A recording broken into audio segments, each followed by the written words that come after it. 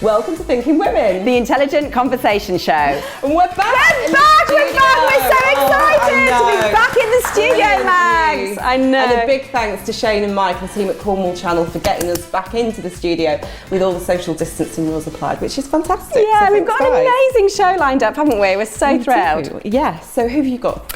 Well, I've got Alison Thieker and Anne Hope, who are here today to talk all things menopause. So that's a huge topic. So I'm so excited about talking to them later. And we've got Sarah Steele, who's going to be joining us by Zoom, and she is going to talk to us about financial wellness. So we've got a bit of a wellness theme going on.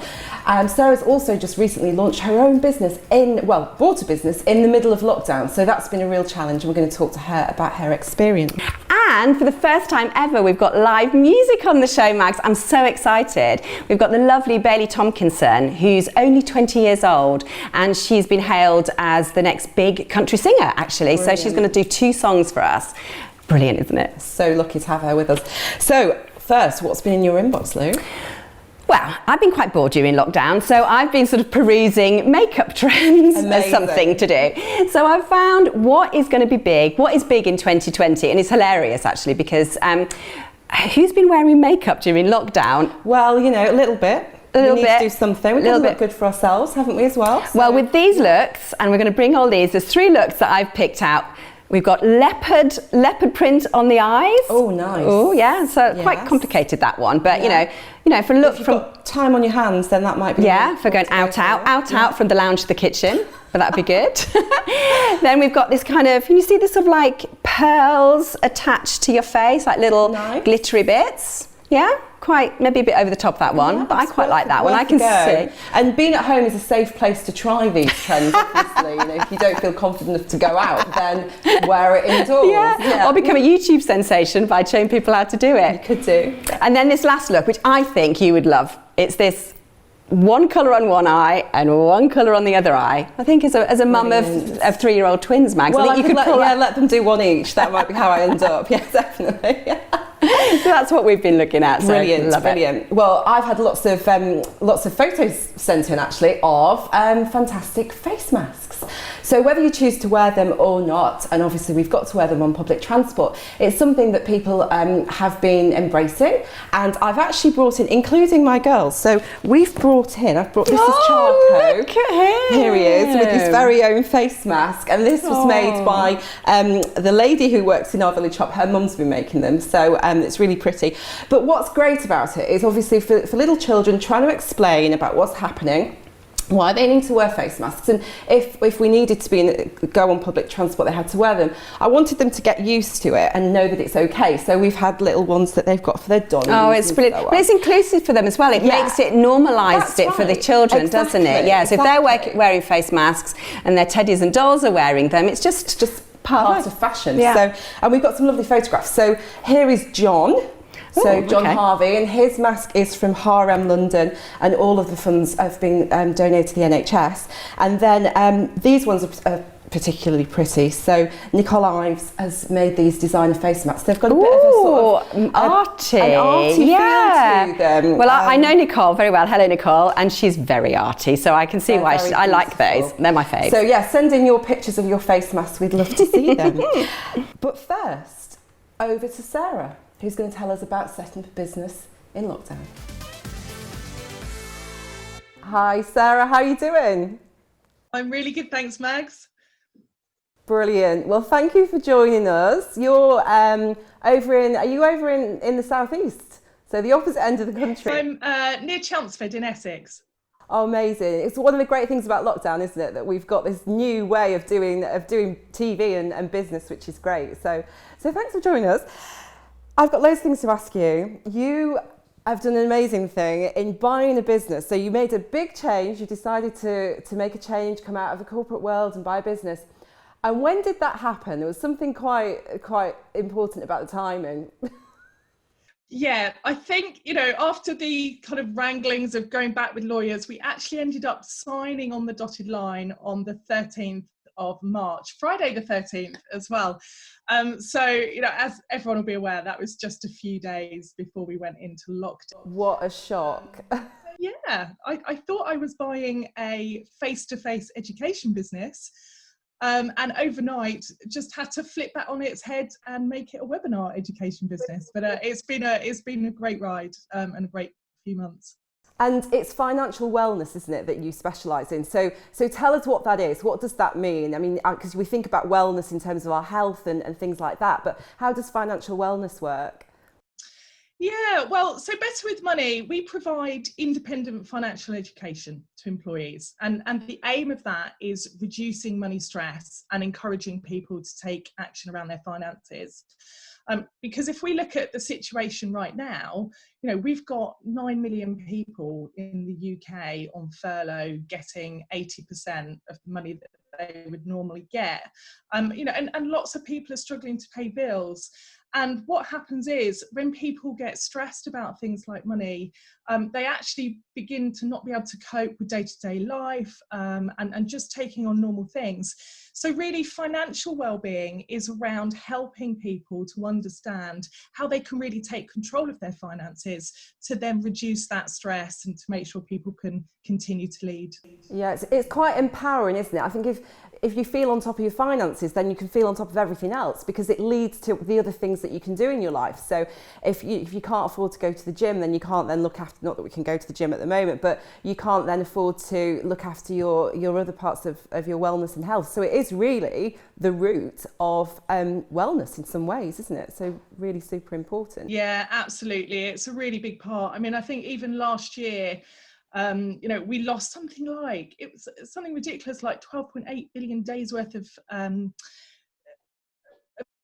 days working because people felt stressed and didn't, you know, were calling in sick. Financial stress is a massive part of how people feel day to day. So really the motivation of the business is to help that and to help people to keep back on track. Well, of course, because obviously that has an impact on businesses. You know, if people are not able to work, then there's a big economic impact as well. So lockdown's changed your plans massively, but why did you decide to make that change though? Why did you decide to buy the business? Yeah, I think there's a few reasons. I've been reflecting on this for the last few days, and I would say there were probably 3 reasons. I mean, the first thing was that I really love what the business stands for. Because it's financial education. It was set up in 2016 by this really wonderful lady called Jo Thresher, because at that time she saw there was a real gap in the market for financial education without somebody trying to sell you something off the back of it. Because most people in the market that do financial education, you've got the banks, but they want you to have a bank account with them, or they're investment managers because they want to buy their products. So she really wanted to set something up that was education for education's sake. Really sadly, Jo had to step back due to health issues. But as soon as I met her, I felt absolutely compelled to sort of take forward the great work that she'd done.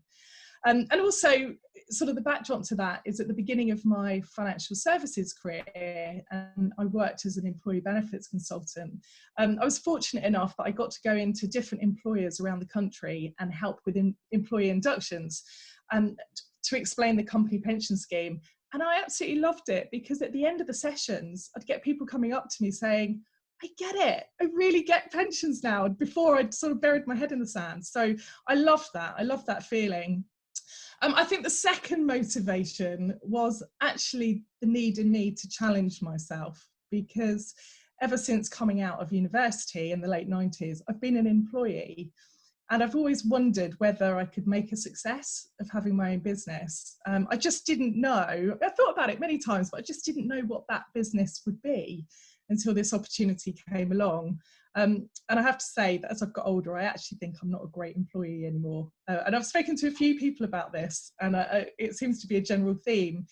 Because when I was younger, you know, people used to ask me to do things at work, and I'd say, yeah, no problem, get on and do it. But recently I'd got to that stage where it was like, well, why are we doing it like that? There's got to be a better way. And I was getting frustrated that I couldn't always influence the outcome. So I thought, well, time to put my money where my mouth is and see if I can do it.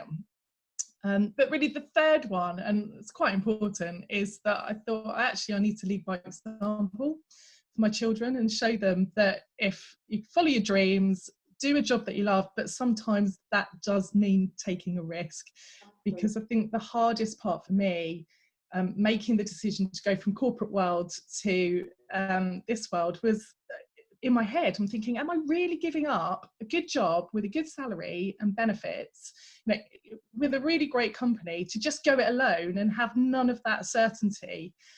But I was fortunate enough to have a supportive husband and family who encouraged me. And also inherently, I am a bit of a risk taker. So it was that part of me at one. And I have to... Well, it's a brilliant story, and we wish you so much luck with it. It sounds great, and it's definitely something that people need to think about. And finally, so one top tip for people at the moment. What's your top sort of money tip for people to think about?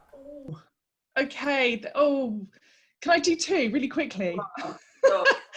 Well, the first one is that there's now 20 million more people working from home as a result of this. And many people don't know that you can actually claim additional tax relief on £6 of your earnings every week to cover additional costs like lighting, electricity.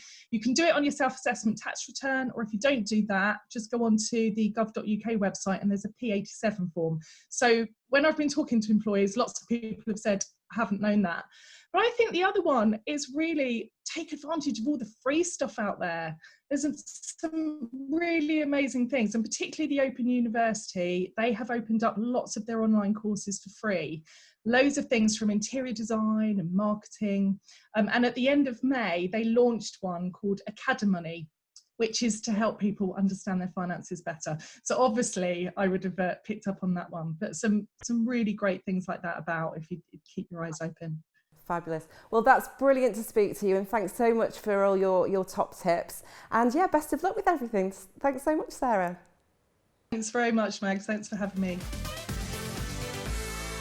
So now it's time to talk all things menopause, and I'm thrilled today to be joined by Anne Hope and Alison Thieker. Now these ladies kind of know everything there is to know, I'm pretty sure, about going through the menopause, what to do, they're going to have lots of top tips. But just before we start talking about menopause, you ladies, I just looked at your biogs. I mean, NLP coach, you've written books about menopause, you've done PR, homeopathy, yoga teachers. I mean, I could talk to you ladies forever, but you are very, very, very well educated in all different aspects of what it will take to go through the menopause. So I'm thrilled that you've come in to talk to us today. Thank you for having us.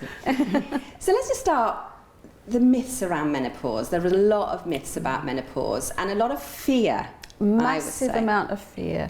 I work with women with their hormones for years, and I found that things like invisible, old hag, crone, dread, hate, they just see themselves in a work environment, women, and then they get to a certain place where they don't want to be there anymore. And so there's a lot of avoidance, a lot of holding back from it, but a huge amount of fear. So our work, and my work in clinic, is to encourage people to we go from one healthy state, a fertile state, and then we pass through menopause and we get to an even better state, a state of freedom, a state of joy, and it's a slightly different balance with the hormones, but it's creativity and becoming ourselves. And that's what we are really keen to teach. Yeah, and I think it's kind of exacerbated by the fact that often we have a story from our mother or our sister or something like that. I mean, I just know, hopefully, I would say that most people now would tell their daughters about they're going to have periods. My mother didn't even tell me about that. No. She just kind of crossed her fingers and hoped I'd kind of, as was the case, hear from somebody at school, which was just dreadful. So we certainly don't actually prepare people for menopause. And so the story was for me and my family that my mother had a horrendous menopause, my sister had a horrendous menopause. So in a sense, I kind of knew that it was kind of coming down the pipe.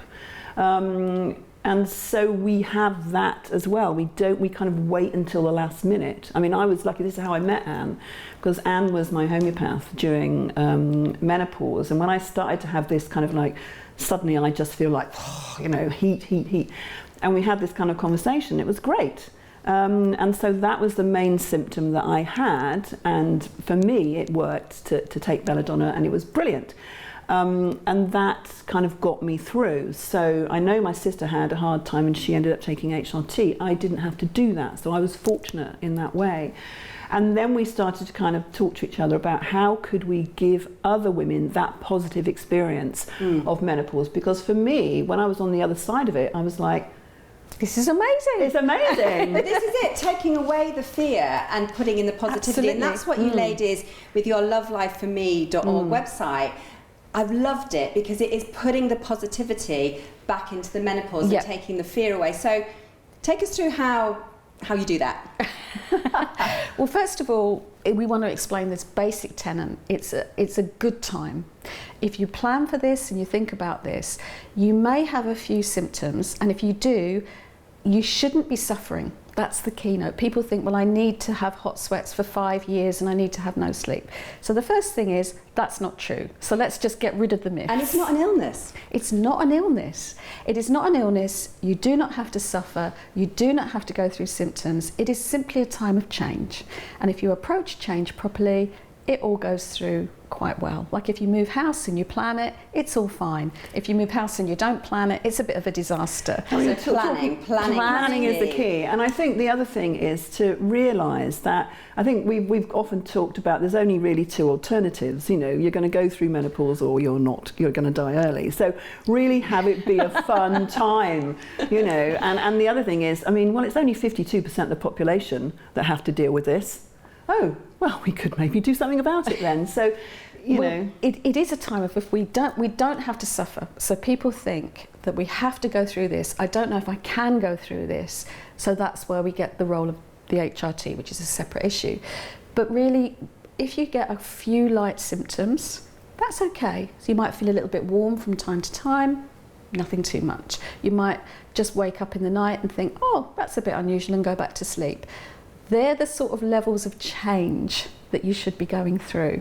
So if you're getting any more than that, you need to look and plan and have a think about what you want to do. And there's loads of stuff. I do homeopathy, but there's things with herbs, there's things with batch flower remedies, there's supplements, there's lots and lots of things that are really, really, really useful to help you get through that time. So by looking and planning and researching, well, that's that can interesting help. Because, you know, I think, you know, when I started my menopause, I went to the doctor and I was very disappointed. I mean, he wanted to send me out with painkillers and Prozac. Lovely. And I was very disappointed with that. So I chose to go on a healthy eating. I changed my diet, and I actually managed my menopause through diet. Yeah. So what do you ladies view on the, how would we say, the alternative, I hate that word, but the kind of alternative approach? Obviously you're going to say yes, because of the homeopathy. I've worked in the alternate field for about 20 years now, so it's a long time. And I find it incredibly useful. The most important thing is you find what works for you. Yeah. And it's, for some people, I mean, I work with homeopathy, I find it really useful. Other people will work with herbs, or other people will work, as you say, with diet. And these are all really, really valid. But if you do the diet and it doesn't work, don't give up. Try something else. If you try, some people like acupuncture, and it really works for them. It calms their whole hormonal system. So my tip would be, try something, and if it doesn't work, don't stick at it and say it's all rubbish. Try something else, because there will be something out there that will work and just connect with you.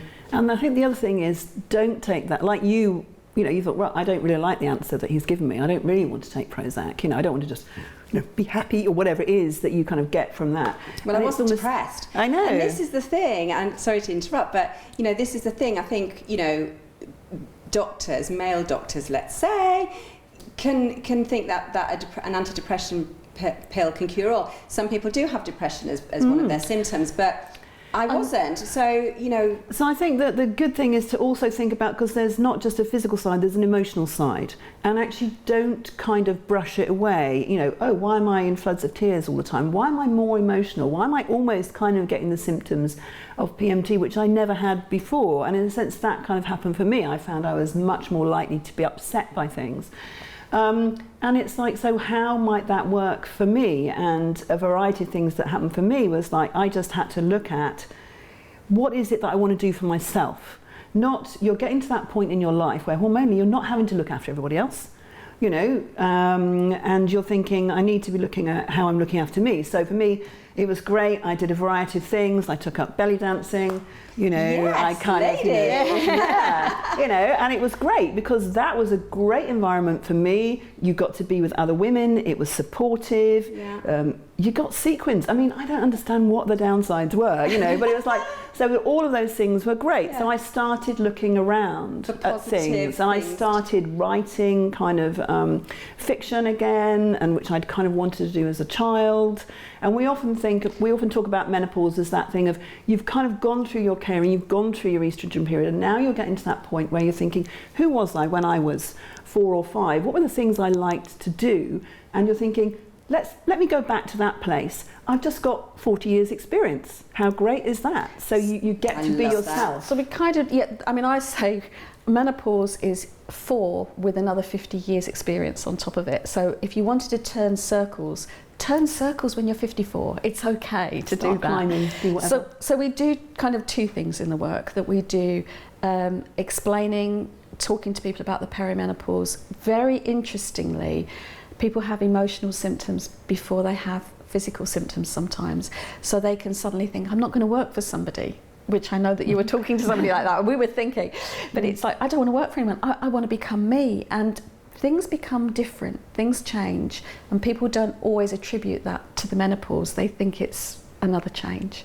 So people want to keep you back. So we kind of explain the menopause, we talk about any physical problems that people might be having, we talk about possible solutions, and then we also say, do you realise that you've now got another 30 years of joy? What are you going to do with it?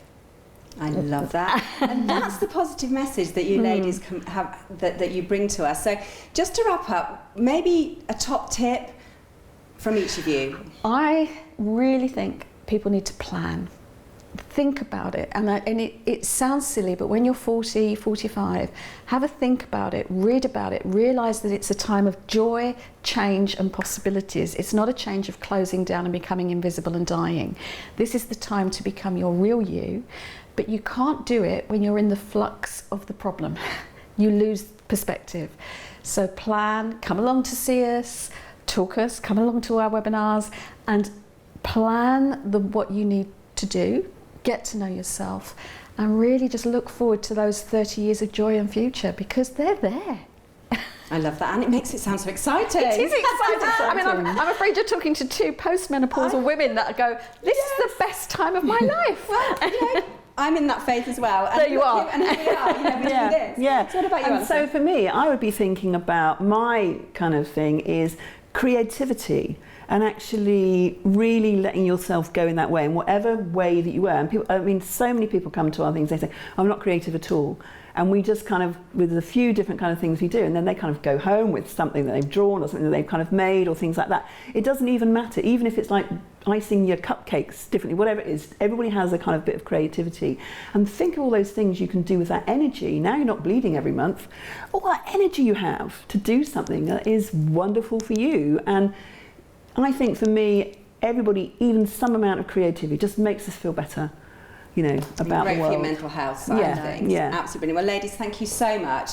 That's given us some hope, I think. And that's what I mean. It's like, it's not all negative. But what I would say is, if you have any issues with menopause or any questions, literally get in touch with these ladies, because they know their onions. And thank you again, ladies. Thank you so much. Great. Thank you. So next up, we're joined by the beautiful Bailey Tomkinson. Thank you for joining us today, lovely. Thank you for having me. This lady, you're 20? Yes. So she's only 20 years old. She's sold out the Islington O2. She's had about 170,000 listens on Spotify or more. I think I've had 180,000 streams on Movie Scene. Amazing. Amazing, cool. amazing. Wow. And Bailey sings a kind of new country. How would you describe your music? I'd say it's country influenced. I think my influences range from, you know, like Springsteen to Carole King to John Denver. So it's kind of a range of different genres merged into one. And I was going to say, and you're going to play the guitar with us today, but you mentioned earlier you also play the piano. Yes. Which is brilliant. It's really, really Thank good, you. but a bit more tricky to sort of take with you on on gigs, isn't it? Yeah, So, no, I think guitar's definitely more portable, It especially is, if you're on a plane or something. Yeah. You know, you can just take it on luggage. But no, if there's a piano at a venue, then I'll always opt for a few numbers Yeah. on the piano. And of course, you love playing live. I know people love your live shows. And the live music scene has just been ruined by COVID-19. How are you feeling? How are you dealing with it? How are you looking forward? I think for all musicians, it's not the best scenario because, you know, live gigs, and especially live gigs being an income for a lot of musicians. But at the same time, I've been doing quite well from it. I think I've done a lot of IGTV sessions for like Boardmasters and Levi's. And I've been keeping busy, been writing a lot, had a lot of meetings. I think just kind of organising everything. Then when lockdown's over, hit the ground running and all ready. I think that's the thing, isn't it? You know, as a musician, there's the performing, but behind the scenes there's so much extra work as well going on, isn't there? So it's been probably a good opportunity to get all that. Yeah, stuff all that done. sorted, yeah. Exciting things going on back in the office. Yeah, very exciting. I'm very excited. So I just want to talk about influences a little bit, because also you have been compared, like no pressure here, I'm sure, for a 20-year-old girl, but compared to early Taylor Swift and Emmylou Harris, who is like probably the biggest female country star the world has ever known. How do you feel about when you get those I think comparisons? It's a massive compliment more than anything. Obviously, I'm trying to be my own sound and I'm not trying to be someone else, but as you know, a fan of Taylor Swift and Emmylou Harris, you know, I think I take it as a massive compliment, especially, you know, Taylor Swift's writing as well.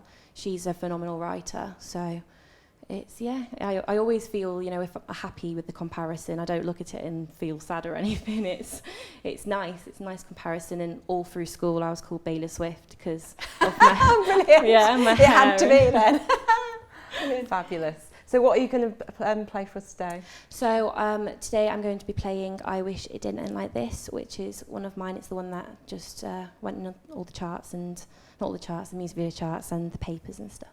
Brilliant. Well, we're very excited, We Bailey. Good luck with your future. It's shining bright like a huge star. So thank you for coming on the show as well. Thank you very much for having me. Thank you.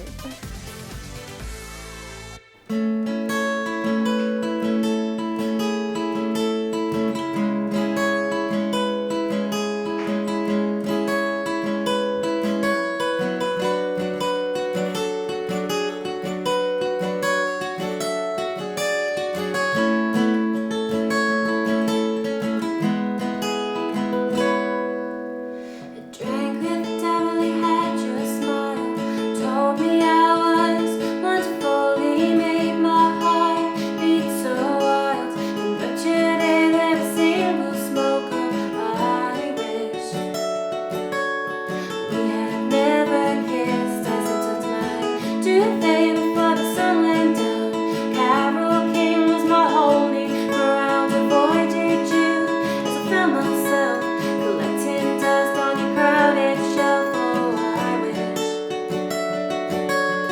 you weren't hard to miss. Oh, I wish it didn't end like this.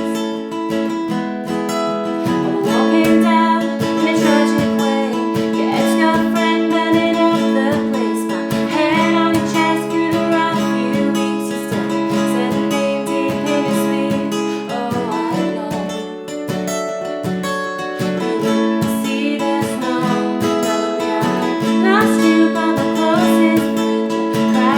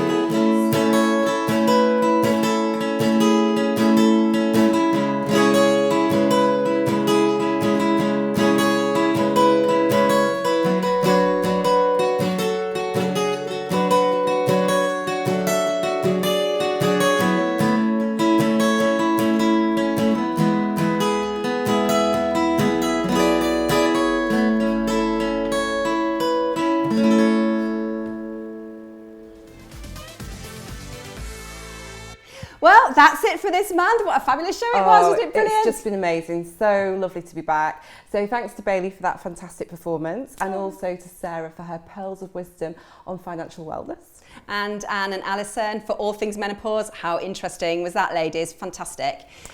And we're going to be back next month again. So this is your show. So get in touch via Twitter, social media, and let us know what's on your mind. And we're going to end the show with Bailey again, and she's going to be singing Natalie Imbruglia's song Torn for us. Thank you. Take it away, Bailey. Bye, everyone. Woo-hoo!